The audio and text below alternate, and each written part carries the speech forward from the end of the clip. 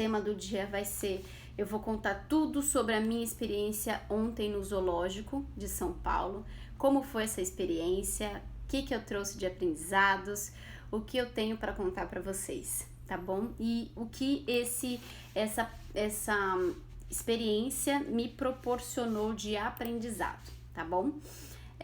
Logo que eu fiz a visita, eu pensei, putz, isso a família Pet Coaching aqui tem que saber na live todos os bastidores, assim como vocês souberam de bastidores da Aventuras com a Batera.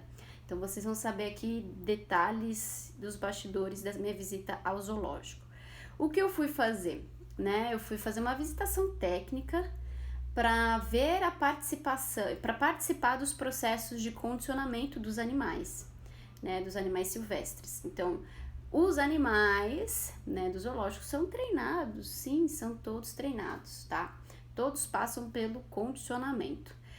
Isso significa que todo o processo, todos os dias, a equipe do zoológico, responsável pela parte de treinamento, que eles chamam de PAP, que é o Programa de Aprimoramento Profissional.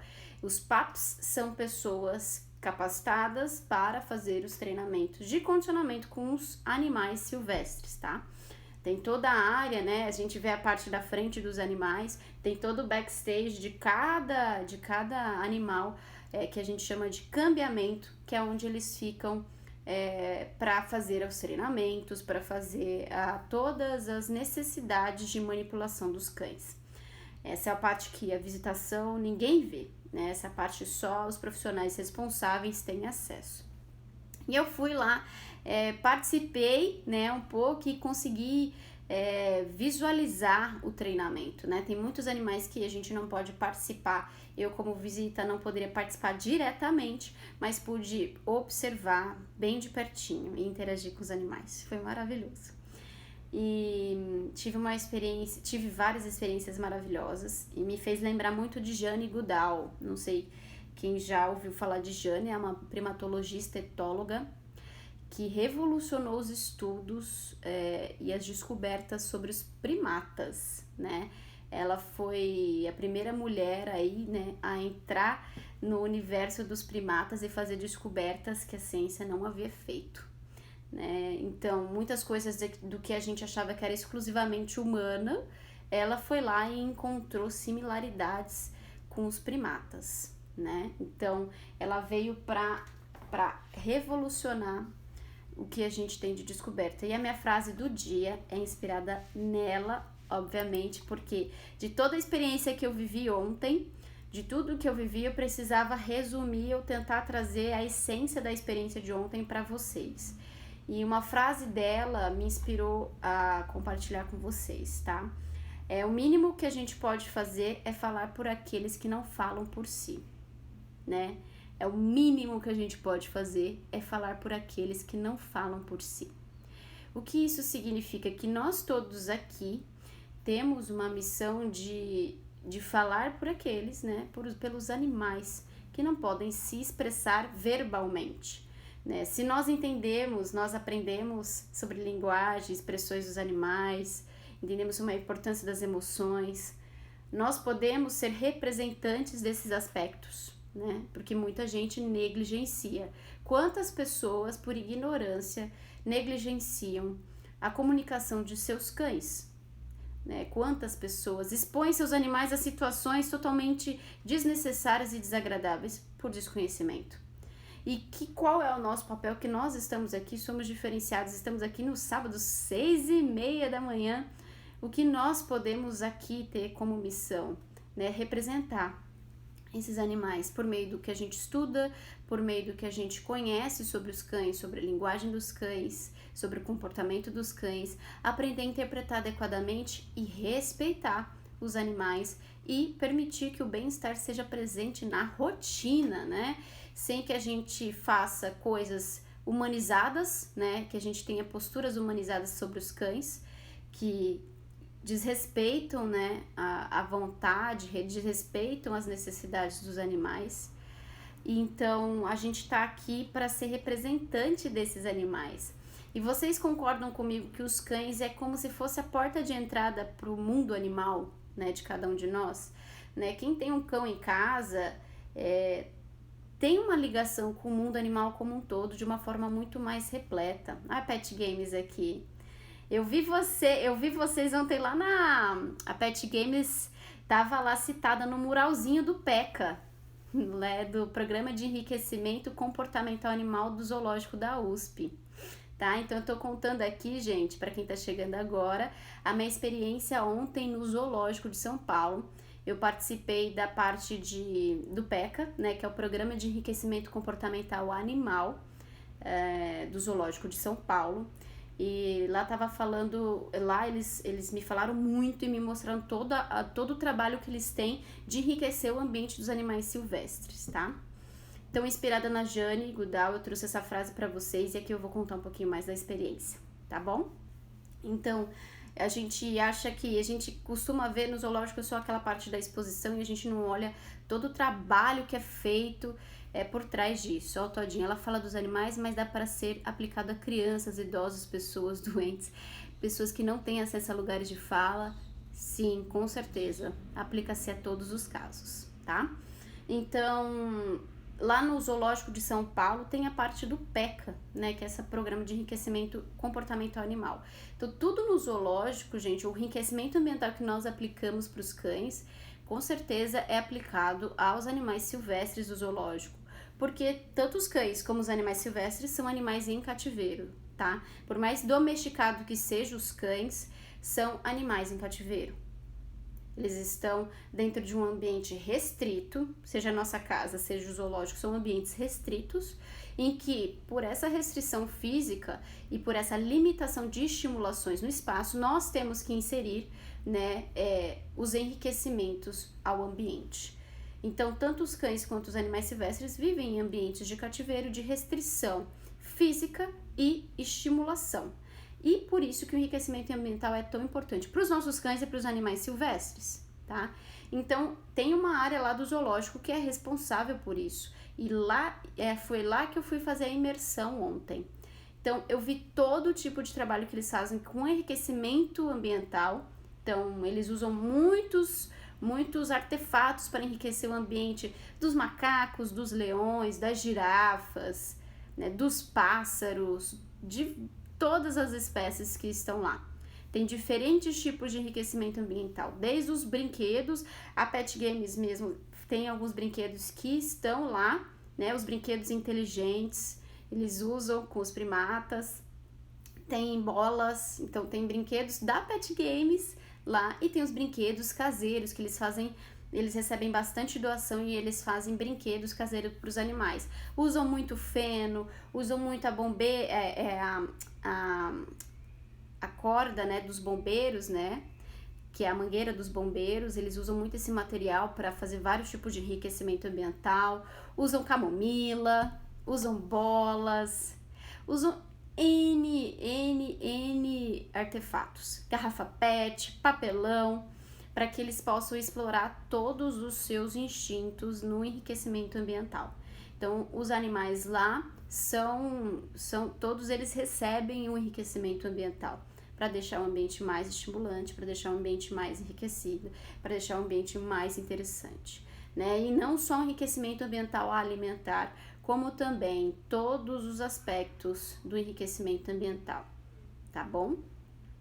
O olfativo principalmente, a cama. Então eles fizeram ontem uma cama de Kevlar, que é o material da mangueira dos bombeiros. Então eles fizeram uma cama para fazer uma cama suspensa, porque dá possibilidade para aqueles animais pularem e aproveitarem outra superfície, né? Materiais com outros estímulos olfativos, outras formas de trabalhar as pegadas nos primatas, dos pássaros usar o bico, né?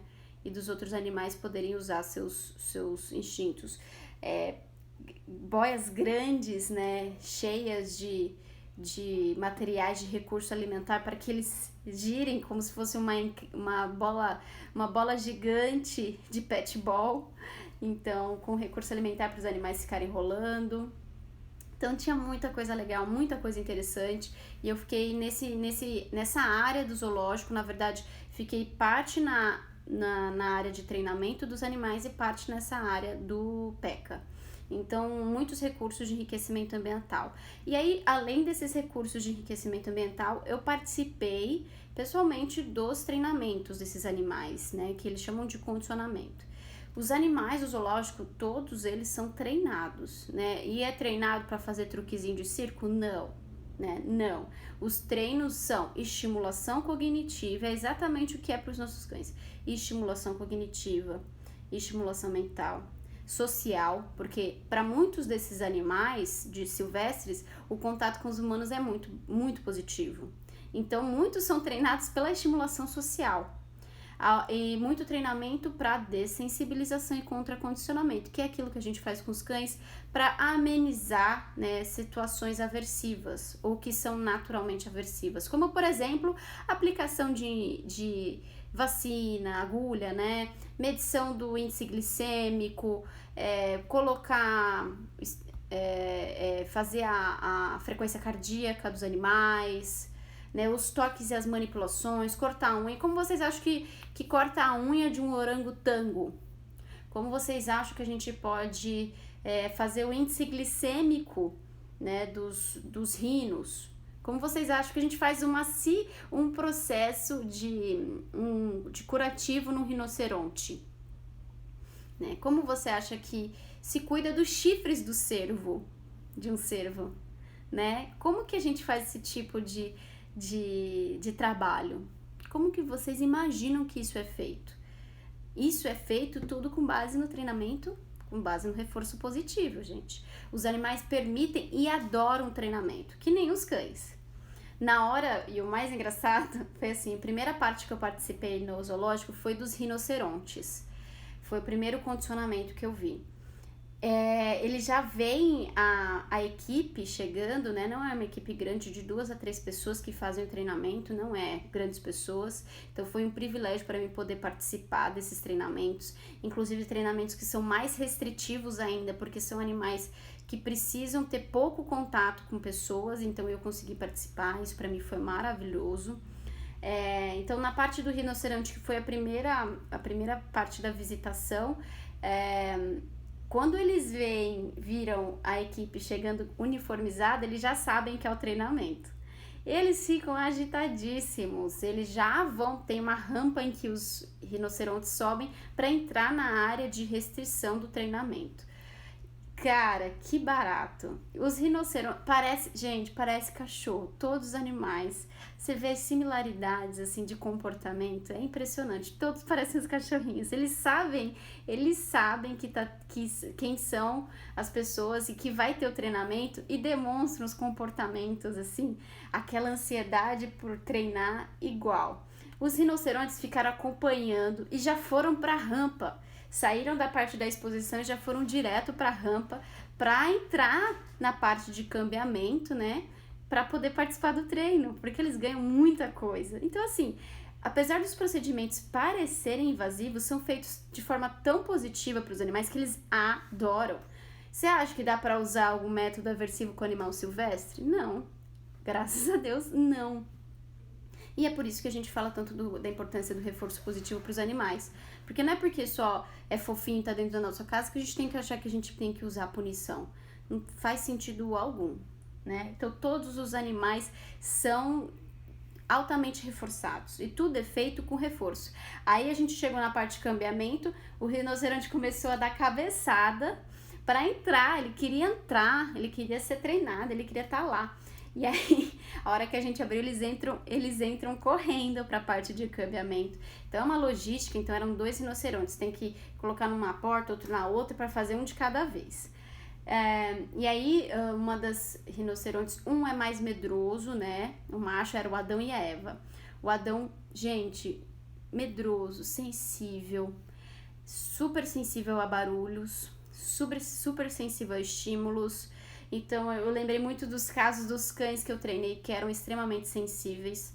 É só inserir uma coisa nova no ambiente que deixa ele sensível. Então eles me contaram de um dia, eles tinham um pote de sorvete, né, um Tupperware de sorvete num canto dessa área onde eles treinam. E o Adão aquele dia não quis entrar na área e ninguém conseguia entender por quê, não tinha nada de diferente no ambiente. E eles ficaram martelando, até que um simples pote plástico assustou o rinoceronte. E aí eles tiraram o pote e aí ele entrou, naturalmente. Então, Adão é um rinoceronte extremamente sensível, tá? Então, isso foi de muito aprendizado ver a sensibilidade de um rinoceronte, né? A postura, a linguagem corporal. Então, quando a gente aprende a linguagem corporal dos cães, a gente se conecta muito melhor com as outras espécies, com os outros animais. Quem se conecta com seu cão verdadeiramente, quem realmente busca informação sobre seus comportamentos, quem realmente aprende sobre sua linguagem corporal, muito mais do que um abanar de rabos, vai com certeza se conectar mais com os outros animais. Porque a linguagem que eu tive do rinoceronte, muitas pessoas que estavam lá há mais tempo não tiveram. Porque essa sensibilidade que a gente cria com a linguagem dos animais nos aproxima muito mais de todos os outros. Então, tinha a parte do treinamento usando o clicker, tá? Eles usam clicker, usaram vários recursos, inclusive cenoura para reforçar. Então, ensinaram o rinoceronte a levantar a pata. Para quê? Para poder olhar se a pata tem algum problema, algum ferimento. Então, todos os dias esses animais têm que passar por uma vistoria. O treinamento, né, também serve para vistoria daqueles animais, da saúde daqueles animais. Tem algum machucadinho? Tem alguma coisa nova? Tem algum ferimento? O que né, eles precisam verificar aquele animal, e quem é responsável por isso é quem faz o treinamento junto com a presença do veterinário para verificar esses processos. E aí, um barato ensinando os rinocerontes a levantar a pata para poder verificar. Então, usando muitos recursos criativos, né, para que ensinem ele a levantar a pata, né. Foi usado um suporte, né, para inserir a pata abaixo do lado da pata, dar um toque na pata, aí o rinoceronte levanta a pata. Então, e ganha reforço, né? Então, igualzinho com cães, gente, feito sempre gradativo, no tempo do animal. Cada avanço é reforçado para que ele se estimule a fazer cada vez mais. Então, uma parte do reforço que eu participei é coçar os rinocerontes. Então, tem uma escova grande em que quando o rinoceronte acertava, a gente escovava. Junto com o reforço alimentar, a gente fazia a escovação, que eles adoravam. Fiz cosquinha no rinoceronte. Gente, um barato. Não, um rinoceronte, quando ele levantou a pata, juro, eu fiquei impressionada. Aí eles têm as palavras, né, para dessensibilizar os rinocerontes, por exemplo, curativo, rinoceronte fazendo fica, gente. Rinoceronte fazendo fica. O que foi um rinoceronte fazendo fica? E target. Um grande cabo assim, aí eles colocam assim, pro quê? Pro rinoceronte tocar. Todos os animais fazem isso, não é só o rinoceronte. Toca, aí o rinoceronte vai com o focinho no target, aí ele fala fica, pro rinoceronte ficar parado, e aí fazem a manipulação. Aí ele fala curativo, fica, aí vai fazendo o processo de curativo, passar o remédio, e aí muito bem, clica, recompensa e faz o carinho nas costas. Gente, maravilhoso, uma experiência fantástica mesmo. Então, assim, tudo que a gente faz com os cães, fazendo com os rinocerontes, tudo com reforço positivo, tudo muito gradativo, tudo muito respeitoso. Quando chegou a hora do Adão, que é um rinoceronte muito sensível, muito delicado, muito medroso, a parte de trás do rinoceronte ficou aberta, né? Com a Eva, ela ficou entre duas portas fechadas, né? Para que a gente pudesse fazer o treinamento com ela. Com o Adão, a parte de trás fica aberta. Pelo mesmo princípio que a gente aprende com os cães, né? Que quando um cachorro tem medo, se sente ameaçado, ele tem duas opções, luta ou fuga, né? E dar a ele a opção de fugir é estabelecer um contato melhor com o bem-estar dele. Putz, tá demais pra mim, eu quero me afastar do estímulo. Então, a parte de trás do Adão ficava aberta, porque se ele quisesse recuar, ele poderia recuar. E aí a gente ia do papel do treinador em estimular ele, motivar ele, reforçar ele para que ele continuasse no treinamento. Se o animal não quer treinar, ele não é treinado. Não existe nenhuma obrigação, não tem como, porque tudo é feito com base no reforço positivo, né? Aí o Adão se assustou com as crianças gritando atrás. Um outro insight que eu tive, gente, eu vou compartilhando tudo com vocês aqui, tá? Então eu vou trazer todos os meus aprendizados. Então eu vou misturando informações ao longo do que eu vou falando, tá? Então não tem uma sequência lógica. Um dos insights que eu tive participando do treinamento dos rinocerontes, eu vi que o Adão, que é um rinoceronte mais sensível, ele recuou, deu passinhos para trás quando ele ouviu as crianças gritando lá fora. Passou uma criançada gritando e até falei pro treinador, eu falei assim, ele é muito sensível a sons, né? Aí ele me confirmou, ele falou, ele é extremamente sensível a sons, objetos novos, né? E aí eu falei, putz, como seria importante ter educação ambiental melhor com as crianças, né? Como seria importante ter uma matéria sobre isso, em que os professores pudessem explicar sobre os animais, sobre o comportamento dos animais, para que as crianças pudessem respeitar mais aquele espaço. Eu vi muito animal um pouco estressado com a gritaria das crianças, com o corre-corre, com aquele ambiente caótico externo que as crianças criavam e que assustavam muito os animais. Eu achei extremamente importante que esse assunto estivesse em voga nas escolas, sabe? Educação ambiental, a gente vai pro zoológico, os animais não gostam de gritos, os animais se assustam, né? Para que aquelas crianças tivessem uma real experiência com os animais silvestres. E ter uma real experiência com os animais silvestres eu estou entrando no mundo deles e preciso aprender a respeitar o mundo deles, né? Muito além da exposição deles para mero desejo humano. Então, isso começa nas escolas, né? Então, eu vi muitos animais. Eu não consegui ver os cães do mato, porque tinha muitas crianças por perto e eles não quiseram sair da área deles, né? Porque muitas crianças, muita gritaria e eles se recuaram. Então, eu vi o Adão, que é um rinoceronte sensível, recuar das interações do treinamento por conta da gritaria das crianças do lado de fora. Mas conseguimos motivando o rino a fazer o target, né? A encostar o focinho devagarzinho, reforçando bastante.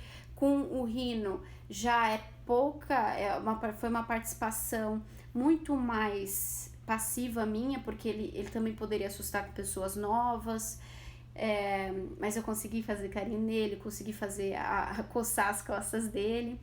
E no treinamento da pata, né, que eles usam esse suporte de auxílio pro rinoceronte da pata, primeiro foi feito com Adão a presença do material, né? Então não foi a tentativa do Adão dar a pata com suporte, dele ver o material, se dessensibilizar e poder depois tentar fazer o treinamento da pata. Porque no começo só o fato dele ver um material novo no ambiente já fazia ele recuar. Então ele recuou bastante no começo do treino, em que colocou o material. Então ele não queria voltar ao treinamento porque ele viu aquele material. Gente, um material pequeno. Vocês acham que o animal tem dimensão do tamanho dele? Não tem. Quando um animal tem medo, quando ele é sensível, não tem nada a ver com o tamanho dele, se ele poderia destruir ou não. Tem a ver com a sensibilidade que ele tem. Então o rinoceronte tinha medo de um pote de plástico. O rinoceronte ficou com medo de um suporte de pata, né? Que é extremamente inofensivo, pequeno, não é nada gigantesco. E ele recuou, então a gente foi aos poucos tentando fazer ele se aproximar. E aí, no final do treino, a gente conseguiu o resultado desejado. Ele conseguiu se aproximar, ficar perto do suporte sem se assustar. Não tem como, a Andrea falou, nenhum funcionário do parque pediu silêncio para as crianças. Então, é muito difícil. É um ambiente extremamente grande, é muito difícil o controle e a monitoria, né? Quem estaria responsável por aquelas crianças? Os funcionários tentam fazer a parte deles, mas é um ambiente extremamente grande. É impossível o controle, né? Na parte que eu tava com o treinamento dos rinocerontes, não existia um contato nenhum com a parte externa. O barulho das crianças era, assim, atrás das paredes grandes, atrás das grades, dava para se escutar, né? Então, é um controle surreal. Por isso que seria importante a participação da escola, dos professores que estão mais perto dessas crianças, né? Que estão em contato com os animais. Então foi bem legal ver o avanço dos rinocerontes no treinamento, ver o interesse deles. Eu ver o rinoceronte dando cabeçada para entrar na área de treinamento foi maravilhoso para mim. Eu lembrei dos cachorros. Isso aconteceu em todos os lugares que eu fui treinar os animais no zoológico. Depois dos rinocerontes, a gente participou, teve o Sansão, um orangotango. Gente, e é uma área super segura, a gente passou pelos outros macacos, né, os outros primatas, chimpanzés, que são um pouco mais ariscos, a gente passou pela área, então tem bastante proteção. No treino do Sansão foi maravilhoso, porque os primatas têm uma similaridade com a gente muito grande. Foi o que me inspirou falar da Jane Goodall, a primatologista que teve grandes descobertas em relação à similaridade dos primatas, dos mamíferos, né, com complexidade mental, com a nossa, né? Uma frase que ela falou, eu vi uma palestra dela a respeito dessas descobertas dela e como que isso se conecta com a gente. Ela fala uma coisa muito, muito importante. Não há uma linha nítida dividindo os humanos do resto do reino animal. Não há uma linha nítida que separa o reino humano dos animais. Cada descoberta que é feita, principalmente com os primatas, se vê muita similaridade. Coisas que a gente acreditava ser especificamente humana em primatas. Então a parte dos primatas para mim foi fantástico, porque eu presenciei e participei das similaridades com os humanos. Uma das descobertas da Jane Goodall foi a capacidade dos primatas em usar ferramentas, em adaptar ferramentas de acordo com a necessidade. Acreditava-se que os primatas, isso era uma capacidade apenas humana, que nós pegamos criamos uma ferramenta para poder usar de acordo com a necessidade, né? Então, a gente criar outras formas, se a gente precisa pescar, a gente faz uma lança para poder furar o peixe e conseguir pegar o peixe. Então, de acordo com a nossa necessidade, a gente cria uma ferramenta. Achava-se que isso era especificamente humano. A Jane Goodall, uma primatologista que viveu com os chimpanzés, ela foi revolucionária. Ela viveu com chimpanzés, ela viu um chimpanzé fazendo uma pequena ferramenta com galho para poder catar as formigas. Então, aquela visão que ela teve, né, a experiência que ela teve vivendo com os chimpanzés, ela viu chimpanzés criando ferramentas para poder usar para recursos diferentes. Então, se ele queria pegar formiga, ele usava uma ferramenta. Então, cada situação trazia ferramentas específicas para os chimpanzés. Então, ela foi responsável por descobrir isso e inúmeras outras descobertas em relação aos chimpanzés. E ela viu grandes similaridades. Ela levou isso para todo o contexto do reino animal, né? Ela é uma etóloga maravilhosa, incrível. E até hoje ela separa muitos conteúdos, ela tem muitas descobertas, ela vive ainda muito a parte do ativismo em relação à consciência ambiental. Então, ela descobriu que os chimpanzés criavam ferramentas de acordo com a necessidade, né? Isso há 45 anos atrás, mais ou menos, né? E ela falou muito disso, né? A gente tem a nossa linguagem, né? A gente tem uma linguagem sofisticada e a gente, por ter essa grande dificuldade que tanto separa nitidamente o reino animal dos humanos, é a nossa linguagem sofisticada, porque até a nossa capacidade mental, cognitiva, tem muitos primatas que se assemelham. Então, tem aspectos da nossa complexidade mental que se assemelham muito com os outros animais, os primatas, por exemplo. Capacidade de compaixão, altruísmo foi percebido em primatas. Então, tem questões mentais que ainda tem uma linha muito tênue que separa os primatas dos humanos.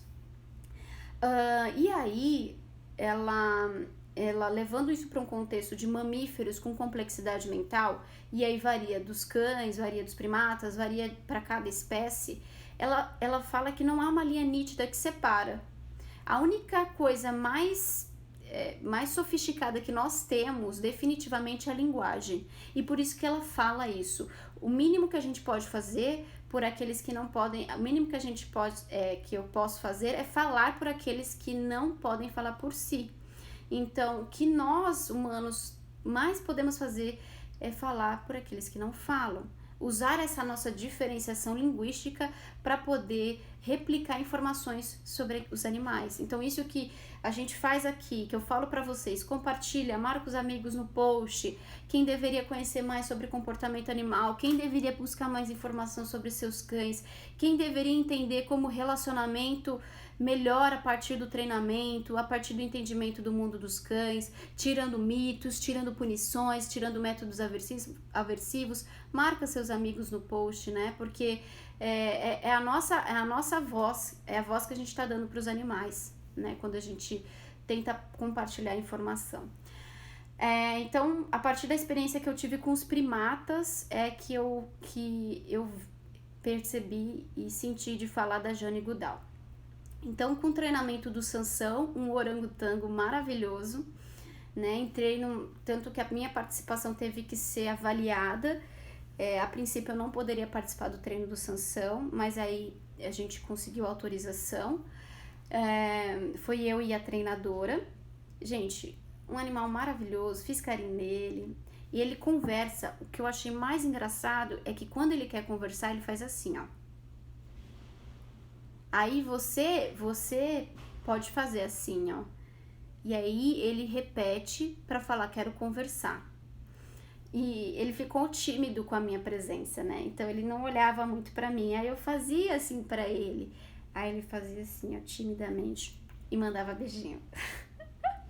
Foi um barato. Mas ele tentava manter contato mais com a treinadora, né? Porque com quem ele tinha mais afeto. E antes da gente entrar na área dele, a hora que ele ouviu o barulho dela chegando, ele começou a bater na grade, mas bater na grade, o orangotango ficou doido. Ele começou a gritar e começou a bater na grade, também muito ansioso para a chegada dela, muito eufórico com a chegada dela. E aí ela chegou lá com uva seca, com banana, com maçã, com... o que mais que ele tinha? Ameixa... laranja e suco de manga, que é dada na boquinha dele. E coloca numa garrafa PET e coloca na boquinha dele o suco de manga. Então esses eram reforços dele. E eles sabem qual é a preferência de cada animal, tá, gente? Cada animal tem sua preferência por reforço. Por exemplo, o rinoceronte adorava cenoura, o outro gostava mais de folha de palmeira. Então eles sabiam que era mais reforçador para cada animal, tá? Pro Sansão era o suco de manga. A gente começou o treinamento desse orangotango. Basicamente, o treinamento consistia em ele oferecer partes do corpo para poder fazer a verificação e a monitoria. Então, dá o peito. Aí ele colocava o peito na grade, né? E aí ela conseguia... é o estetoscópio, não é? Que faz a frequência cardíaca, né? Para saber a frequência cardíaca dos animais. Então ele dava o peito, jogava o peito assim na grade para poder fazer. É só simulação, tá, gente? Isso não é necessariamente a necessidade do momento. Mas por que faz esse treino? Para quando for realmente necessário, aquele animal tá totalmente tranquilo para todo o procedimento. Porque se tira sangue dos animais, ele é um animal diabético. Diabético é ele? Não sei se é ele. Mas eles têm que ser dessensibilizados de tipo uma agulhinha que é feita, faz o índice glicêmico, que mede o índice glicêmico de alguns animais. Então ele tem que aceitar, colocar aquela agulhinha e esperar para fazer a medição do índice glicêmico. Você acha que vai sedar um animal desse? Totalmente injusto. Todos eles fazem esses processos e gostam. Passar um remédio que arde, que pode arder na pele deles, mas que eles aceitam porque vem um reforço, eles foram treinados para aquilo, eles foram dessensibilizados do processo. Então, eles aceitam aquilo. Aí foi feita a simulação da medição do índice glicêmico. Eles pegam uma agulhinha que não tem ponta para fazer dessensibilização. Então simula o furinho e aí recompensa. No caso do Sansão, com o suco de manga. Sansão, dá a mão para mim, a mão direita. Aí o Sansão dava a mão direita e aí deixava manipular, apertar. Ela cortou a unha dele, então ele ficava com a mão assim, ela pegava, cortava a unha dele. Ele deixava tudo, absolutamente. Dá o pé agora, ele colocava o pé. E aí uma das coisas que eu fiquei curiosa com os animais a gente faz a indução. Então, para um cachorro sentar, o que a gente faz? Pega o petisquinho, coloca no focinho, levanta a recompensa e aí, para que ele continue seguindo a recompensa, ele vai abaixar a bundinha. A gente vai marcar e recompensar. Para o cachorro deitar, a gente pega a recompensa, empurra para baixo, ele vai seguir. E aí ele vai deitar e a gente vai marcar e recompensar. Para dar a pata, a mesma coisa. A gente faz indução por meio da presença da recompensa. E eu fiquei em dúvida de como isso era feito com os animais silvestres. Muitos são feitos, como no caso dos rinocerontes, por meio do toque. Então você encosta na onde você quer que ele te ofereça. Por exemplo, na pata, dá um toque com alguma coisa, um toque assim para que ele sinta algo diferente naquele local. E aí o treinador fala pata. Se ele mexer um pouquinho a pata, já marca e recompensa. Com os primatas é feito por imitação. Também uma descoberta da Jane Goodall, né? Eles imitam. Então, se você quer a mão direita, você faz assim, ele vai dar a mão direita. Você faz assim, a mão esquerda. O pé, igual. Então, tudo que você faz, eles imitam. Então, os primatas é muito fácil pela imitação. Não, eu quero a mão direita. E aí ele dá a mão direita. E é muito legal isso. É muito legal. Então, por exemplo, uma coisa que eu fiquei curiosa, ela falou assim, se o Sansão quiser conversar, ele vai fazer assim pra você e você responde assim. E eu falei pra ela, mas quem ensinou isso a ele? Ele falou, ele já veio do antigo tratador dele assim, né? Ele estabeleceu essa comunicação. Eu achei extremamente curioso, né? Como que nasceu isso, né? Como que veio isso dele? Ele faz isso quando quer conversar, né? E aí ele queria conversar, mas ele estava tímido, então ele fazia de um lado e aí ele não fazia de outro. E desviava o olhar assim, sabe? Tímido.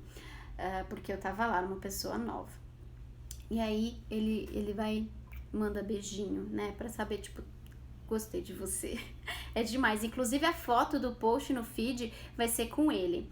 Eu tive a experiência do treinamento, gente, é feita dentro de uma área especial, afastado da população, afastado da exposição, só que essa parte não pode filmar. Essa área não pode filmar, não pode ser filmada. Então não pude tirar foto, não pude filmar o processo de treinamento, a participação dentro das áreas específicas. Mas eu, depois saindo da área, indo para a área de exposição, onde todo mundo vê os animais. Quando eu terminei o treinamento com o Sansão, eu fui para a área de exposição. E ele me reconheceu no vidro, né? Na parte de exposição e veio correndo pra mim. Ele reconheceu porque a gente tinha acabado de sair do treinamento. E ele veio correndo pra mim e ficou me olhando assim, pertinho do vidro. Aí a moça falou, ai, conversa com ele quer falar com você, eu vou aí tiro foto. E aí eu fiquei conversando com ele pertinho do vidro, eu tava até fazendo assim, ó, na foto, mostrando o olho pra ele conversar comigo. E ele tava pertinho do vidro me mandando beijo. E ela tirou uma foto desse momento que vai ilustrar o post de hoje, gente. Então vocês vão ver, vocês vão saber a história. Quem esteve aqui sabe a história da foto que eu vou postar já já, que é a história do Sansão, incrível, conversando comigo pela grade da exposição. Então o treinamento com ele foi muito fantástico, então ele dá a mão, deixa furar, dá os pés, aí faz o treino dele subir, né, nas grades para exercitar o corpo. Então ele tem comportamento estereotipado, quando pede para subir, ele fica um pouco assim, que é como se fosse assim, ai, que preguiça de fazer, né, com um comportamento estereotipado de não querer, de recusar E aí vai do treinador incentivar, fala, vamos, vai, consegue. Aí ela tenta incentivar com a frutinha em cima. Então tem coisas que o animal tem que ser sempre desafiado a fazer, né? Que por mais que não seja algo que ele queira tanto, é sempre estimulado a fazer positivamente. Então a experiência com Sansão foi maravilhosa. Aí eu tive a experiência com os macacos, macaco prego. Gente, tinha que fazer o treinamento ao mesmo tempo, eram 2 macacos, macho e fêmea. Um treinador fazia com a fêmea, outro com o macho, porque se fizesse primeiro com a fêmea, o macho ficava revoltado e ia lá enforcar a fêmea. Relacionamento abusivo total, gente. Relacionamento abusivo total. Então, se o macho fizesse o treinamento depois da fêmea, ele ia lá e judiava da fêmea, mas assim, não machucava, mas incomodava mesmo a fêmea. Então, o treinamento do macho e da fêmea tem que ser simultâneo. Um pra fêmea, um pro macho. Você vê, gente, eu até conversei com ele, eu falei, você não pode fazer isso, é relacionamento abusivo. E aí, vai fazendo treinamentos dos dois também. Dão a pata, dão o peito, dão as costas, viram de costas, aí fala, dá as costas, aí dá as costas, dá o rabo, eles colocam o rabo por fora da grade para poder fazer toda a manipulação. Então eles permitem todo tipo de manipulação, porque tudo associado com reforço, gente, tudo associado com reforço. E a gente reclamando dos nossos cães, para você ver. Porque quando a gente reclama de um cão que não deixa dar vacina, que não deixa ser manipulado por veterinário, é o quê? Falta de treinamento, falta de dessensibilização, falta de reforçar, fazer simulações. Porque esses animais silvestres, gente, se eles quisessem se revoltar, eles se revoltavam e não iriam participar do treino, eles não iriam deixar, não iria deixar fazer cicatrização dos ferimentos. A Eva, o rinoceronte, estava com machucado na pata. Ela se machuca muito. Ela estava com machucado na pata. Teve que passar um spray, uma pomada para curar. Se não fosse feito o treinamento antes, ela não ia deixar. Como que ia fazer um rinoceronte deixar passar o remédio na pata se não fosse o treinamento positivo, com reforço? Você acha que dá para conter o rinoceronte? Né? Dá para forçar um rinoceronte? Não dá. Então, se os nossos cachorros não estão gostando dos procedimentos que são feitos, é porque falta treinamento, que a gente chama de dessensibilização, de condicionar as manipulações que nós precisamos fazer com coisas positivas, porque a gente não se preocupa com isso. Porque pra gente é muito fácil pensar que a gente tem que controlar os cães. Coloca focinheira, coloca enforcador. Não que a focinheira fosse ruim, né, gente? A focinheira é um elemento de segurança. Mas no sentido de a gente não se responsabilizar pelo treinamento e achar que as ferramentas estão lá para fazer o controle do animal, sem que a gente se responsabilize pela associação positiva com as manipulações. Pegar na orelha, fingir que vai picar, a gente usa muito a caneta Bic. Então a gente finge aplicação e recompensa, a gente pega, finge que vai ferir, é simulação e recompensa. Isso é importante de ser feito com os cães, né? Porque é feito com os animais silvestres. É preciso ser feito dessa maneira, né? Para ser positivo. Então, é feito isso tudo. Foi feito com os macacos pregos, né? Então, isso foi bem interessante, porque eles permitem todo tipo de manipulação por conta do treinamento. E olha só, a hora do treinamento com cervos, com cervo, na verdade, é um só. O cervo estava na fase da juventude, ele vai mudar de ambiente para um ambiente com com fêmeas, e ele vai ter que fazer uma transição de área. Então hoje ele está numa área, num zoológico, ele vai para São Bernardo do Campo, uma área onde vai ter fêmeas, onde vai ter um espaço melhor para ele. Só que como que você leva um cervo, gente, de um lugar a outro? Numa caixa de transporte. Aquilo que a gente tem com os nossos cães, numa caixa de transporte. Como você coloca um cervo numa caixa de transporte? Gente, esse negócio de sedar os animais, esse negócio de forçar os animais, isso não existe, tá? Tudo é feito, o animal precisa escolher, o animal precisa entrar, o animal precisa tá lá de forma positiva. Então, o cervo foi treinado para entrar na caixa de transporte. O cervo foi treinado para entrar na caixa de transporte, assim como a gente faz com os cães.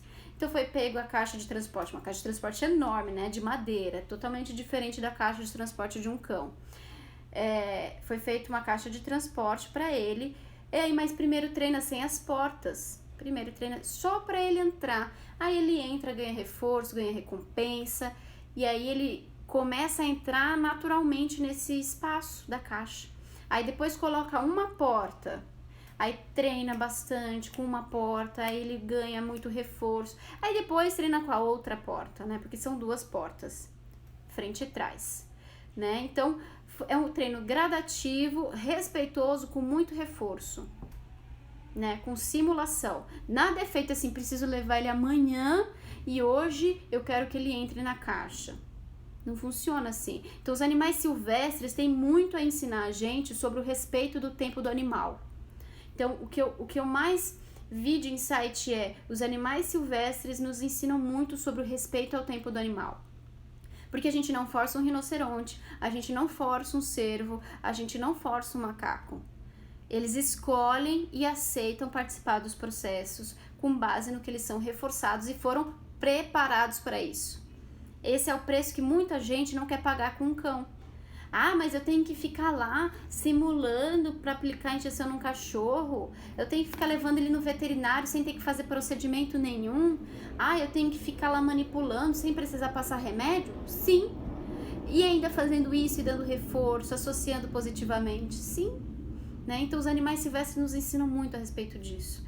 Então o cervo passou por uma situação de juventude, né, os hormônios, aí ele ficou um pouco mais rebelde, regrediu no treino de caixa, regrediu bastante, o chifre cresce, cai, então tem toda a questão do chifre, né, ele faz a troca de chifres, o chifre cresceu mais do que a caixa, então pararam o treinamento, porque ele estava numa fase de desenvolvimento, em que ele estava mais arisco, em que precisariam adaptar a caixa, e o que é feito? Atrasa a ida dele para outro zoológico, porque tem que respeitar o tempo do animal. O animal está num processo fisiológico de desenvolvimento que não se pode forçar, tem que ser respeitado. Aí o treinamento com ele é outro treinamento, é treinamento de manipulação, fazer carinho no chifre para que ele fique tranquilo. Ele fica muito agitado com presença de mulheres. Eu vi um animal que fica extremamente estimulado na presença de mulheres, porque ele foi cuidado desde filhotinho, ele era para estar morto, né? Ele foi dado como morto. Ele só sobreviveu por conta dos cuidados humanos, principalmente mulheres. Então ele tem uma ligação com o sexo feminino muito grande, esse cervo. E o treinador era homem, e tinha eu e mais uma mulher participando. E ele adora cenoura. Sabe quando a gente fala que os nossos cães não aceitam petisco na rua? Sabe quando a gente fala assim, mas meu cachorro adora petisco, mas eu ir pra rua ele não quer saber do petisco? Porque o ambiente é extremamente estimulante para aquele animal que ele não quer saber do petisco, ele quer fazer outra coisa. Aconteceu com esse cervo. Aconteceu exatamente isso com esse cervo. Ele estava tão estimulado com a presença feminina e minha nova que ele não aceitou a cenoura. Ele adora cenoura. Ele não aceitou a cenoura. Porque ele estava muito motivado a ganhar carinho das mulheres. Então a gente parou o treinamento e só fez carinho. Porque ele estava naquele momento extremamente estimulado, né? Tinha muita coisa nova, informação nova, e ele não queria fazer nada e nem comer cenoura. Então a única coisa que a gente fez foi carinho, treino no chifre, né? Em pegar no chifre, porque o carinho estava funcionando como reforço. Um outro treinamento que teve bastante aprendizado foi o treinamento das araras. Arara azul, gente, coisa mais linda, enorme. O treinamento da arara azul. E aconteceu uma coisa bem curiosa. Mais uma vez, para a gente entender sobre a importância da leitura dos animais, sobre o tempo dos animais. Naquele momento, um pouco antes do treinamento, caiu um poeiro, né, que é onde os pássaros se apoiam. Então é feito, o poeiro é preso entre uma grade e outra. Caiu, despencou, né? As caracatuas ficaram doida, gritando. As araras ficaram todas encolhidas. E a arara azul que a gente foi treinar, a Judy, ela ficou paralisada. ela não gritava nem nada, mas ela estava extremamente assustada. Mas ela estava assustada assim, porque ela não respondia ao treino. Normalmente, ele falou pra mim, normalmente ela vai de um poeiro para outro, ela vem, ela dá asa, ela dá o rabo, ela faz várias coisas. Só que ela estava tão assustada com aquela situação que aconteceu de cair o poeiro, deve ter feito um barulho imenso que assustou todos os pássaros, todas as aves, que ela ficou estática. Então ele tentou fazer a resposta, ela não aceitou recompensa, ela não aceitou nada. Então a gente também não fez o treinamento com ela, porque ela ficou. O que eu fiz? Eu conversei. Gente, eu senti a diferença de falar com os animais, mas falar para que acalme eles, para que seja um reforço para eles, né? Ele é um reforço complementar, vamos dizer. A nossa voz é um reforço complementar para os animais, até silvestres. Eu conversei com todos eles como todos fossem cachorros, tá? Falei com o rinoceronte, com vozinha, falei com todos, com o cervo, falei todos com vozinha, não tem jeito. E eu vi como era bom para eles, né? Com a caracatua, enquanto ele tentou treinar a arara azul, a caracatua não parava. Eu falei, eu vou falar com ela. E aí eu fui falar com ela, conversei com ela, com a vozinha, ela parou de gritar, né? Então a gente tenta acalmar do jeito que pode, né? Então, gente, foi uma experiência maravilhosa, foi incrível. Eu tenho só mais 2 minutinhos. Vou encerrar a live por aqui. Eu espero que vocês tenham gostado dos bastidores dessa experiência. Muita gratidão, muito obrigada, um grande beijo para vocês.